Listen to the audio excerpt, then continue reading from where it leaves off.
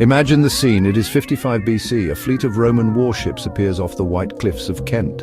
On board is one of Rome's most ambitious generals, Gaius Julius Caesar. For the Celtic tribes watching from the shore, these ships were like something from another world. They saw disciplined soldiers in shining armor, carrying unfamiliar weapons and standards. The Romans were not just visitors, they represented a military and political machine unlike anything Britain had ever seen. This was not a friendly visit. It was a projection of power, a clear message that the known world under Rome's dominion was about to get much larger. The stakes were incredibly high for both sides. For the Britons, it was the start of a long and complicated relationship with a global superpower. Julius Caesar's initial expeditions, first in 55 BC and then a larger one in 54 BC, were not attempts at a full-scale conquest. He was in the middle of his brutal and lengthy campaign to subdue Gaul, the land we now call France. From across the narrow channel, Britain represented something mysterious and potentially troublesome. Caesar claimed the Britons had been offering aid to his Gallic enemies, providing a convenient excuse for his actions. But, there was more to it than just military strategy. These expeditions were a massive publicity stunt. By crossing the ocean and stepping onto this mythical island at the edge of the known world, Caesar was creating a fantastic story to send back home to the Roman people, boosting his own fame and political career. His first trip was more of a reconnaissance mission, hampered by bad weather and the fierce resistance of the local tribes who fought from chariots, a style of warfare the Romans found unsettling. The second expedition was a much larger affair, involving 5 legions and a significant cavalry force. This time, Caesar pushed further inland, crossing the River Thames and forcing several local chieftains to submit and agree to pay tribute to Rome. However, he didn't leave behind a permanent garrison or establish a provincial government. Once he had secured his political victory and taught the Britons a lesson, he returned to Gaul. Britain was left to its own devices, but the island was no longer a mystery. It was now firmly in Rome's sights. For nearly a century after Caesar's departure, Britain remained independent. The Roman world was consumed by its own civil wars, the fall of the Republic, and the rise of the emperors. Yet, the memory of Caesar's adventures lingered. Trade and diplomatic contact between Britain and the Roman Empire continued and even grew stronger. Some British kings became clients of Rome, aligning themselves with the great power across the water. This period was not one of isolation. Instead, it was a slow, century-long process of cultural and economic entanglement. The island was being gradually pulled into Rome's orbit, setting the stage for the day when the legions would return, not for a brief campaign, but to stay for good. In AD 43, nearly 100 years after Caesar's expeditions, the new Emperor Claudius decided it was time to finish the job. Claudius was an unlikely emperor, often underestimated and in need of a glorious military victory to secure his position on the throne. Britain was the perfect target. It was a land of myth and rumor, and a successful conquest would prove his strength and leadership to the skeptics in Rome. He assembled a formidable army of around 40,000 men and launched a full-scale invasion. This was no mere raid, this was a carefully planned operation intended to absorb southern Britain into the Roman Empire permanently, transforming it into a new province with all the administrative machinery that entailed. The invasion force landed in Kent and quickly overwhelmed the initial resistance from the scattered British tribes. The Roman legions were a professional, highly disciplined fighting force, and their engineering skills, battle tactics, and superior equipment proved decisive. They fought their way across the southeast, capturing key tribal strongholds, including the capital of the powerful Catuvalauni tribe at Camulodunum, which is modern Colchester. Claudius himself even made a brief appearance, arriving with war elephants to preside over the final victory. This was a classic Roman power play, designed to awe the conquered locals. Camulodunum was established as the first capital of the new province of Britannia, a symbol of Roman dominance planted firmly in British soil. The Romans brought more than just soldiers, they brought their entire way of life. They established towns, built roads, and introduced Roman laws and currency. For some Britons, this was an opportunity. Cooperating with the invaders could bring wealth, status, and power, but for others, Roman rule meant heavy taxes, the loss of their land, and the imposition of foreign gods and customs. This simmering resentment boiled over in AD 60 with one of the most famous revolts in Roman history. It was led by Boudica, the queen of the Iceni tribe. After her husband, a client king of Rome, died, the Romans annexed his kingdom, flogged Boudica, and assaulted her daughters. It was a brutal and humiliating act of arrogance that ignited a firestorm of rebellion. Boudica's revolt was terrifyingly effective at first. Her army, a vast coalition of angry tribes, descended on the symbols of Roman power. They burned Camulodunum to the ground, slaughtering its inhabitants. They did the same to the new commercial centre of Londinium, or London, and the town of Verulamium, now St. Albans. The Roman governor, Suetonius Paulinus, was campaigning far away in Wales, and the rebels met little effective resistance.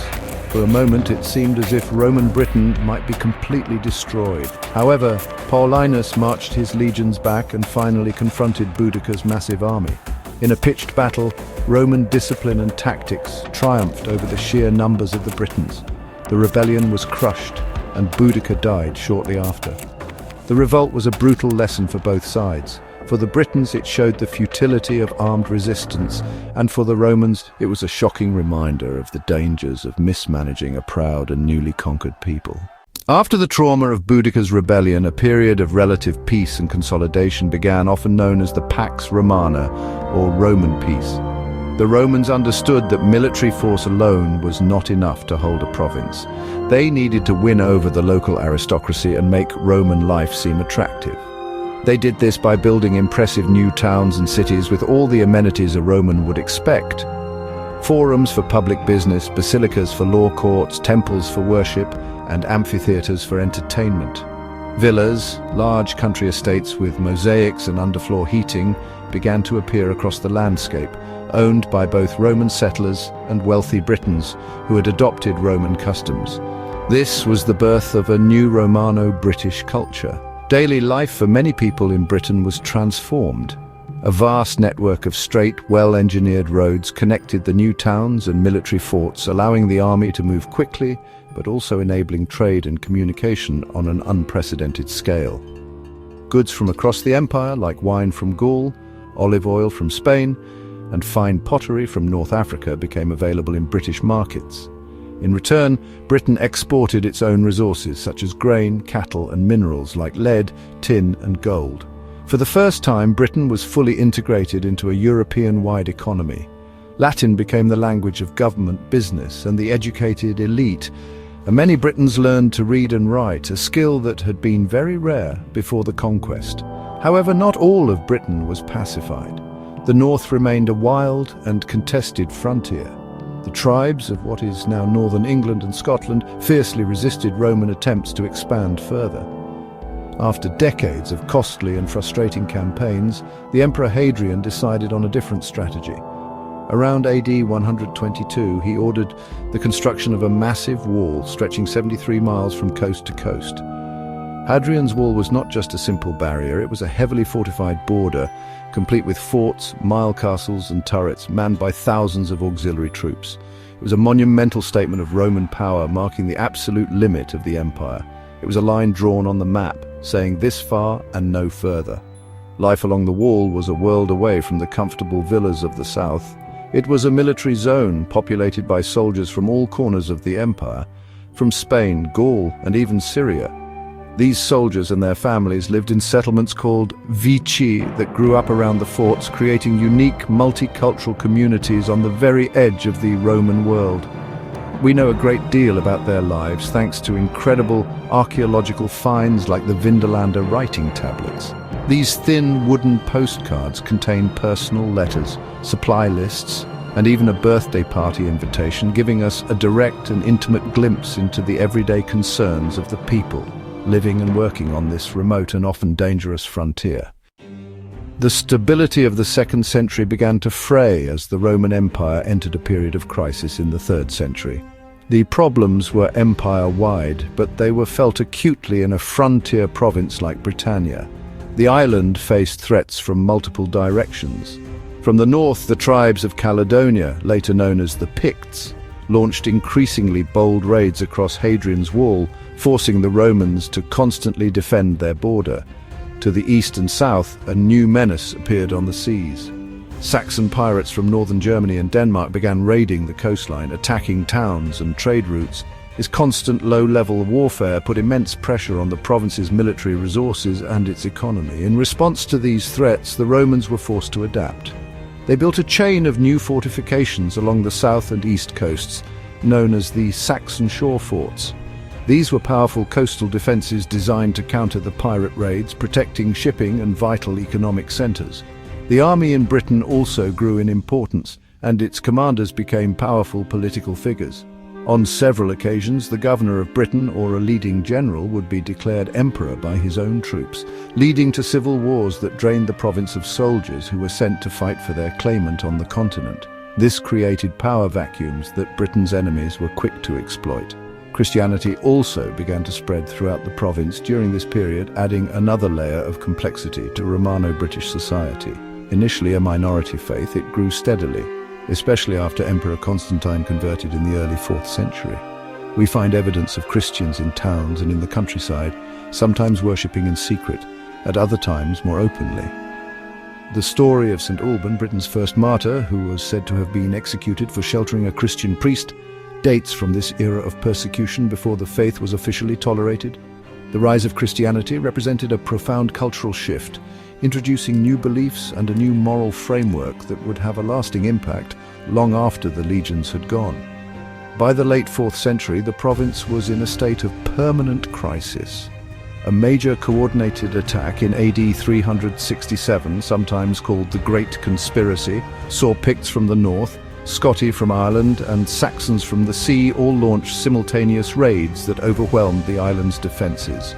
Although Roman authority was eventually restored, the event revealed how vulnerable Britannia had become. The central imperial government, struggling with its own problems, was finding it increasingly difficult to defend its far-flung territories. The province had become expensive to run and difficult to protect. The golden age of Roman Britain was over, and a long, uncertain twilight had begun. The final break came in the early 5th century. The Roman Empire was under immense pressure from barbarian migrations across its European frontiers. In AD 407, a would-be emperor named Constantine III stripped Britain of its remaining legions to support his bid for power on the continent. These soldiers never returned.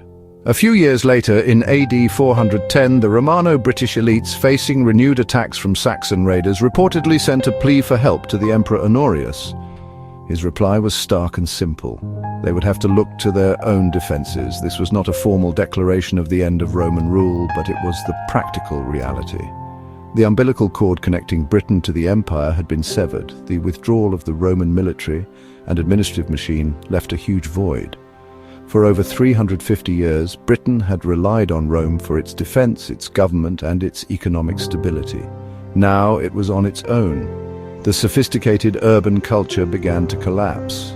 Towns were abandoned as people moved to more defensible rural estates. The monetary economy broke down, and society fragmented into a patchwork of competing territories ruled by local warlords and chieftains, some of whom continued to use Roman titles. It was a period of immense uncertainty and conflict, a time that later writers would mythologize as the age of figures like King Arthur, fighting to preserve civilization against the encroaching darkness. Yet the legacy of Rome was not erased overnight. It endured in the physical landscape. The great roads the Romans built continued to be the main arteries of travel for centuries to come. The sites of their major cities, like Londinium, Eboracum, and Deva, remained important centres of population. The patterns of land ownership established by Roman villas may have influenced later Anglo-Saxon estates.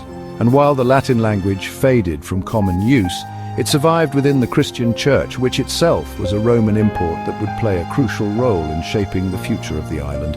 This transitional period, often called the Dark Ages, was not so much an end as it was a new beginning. Into the power vacuum left by Rome came new groups of people: Angles, Saxons, and Jutes from northern Europe.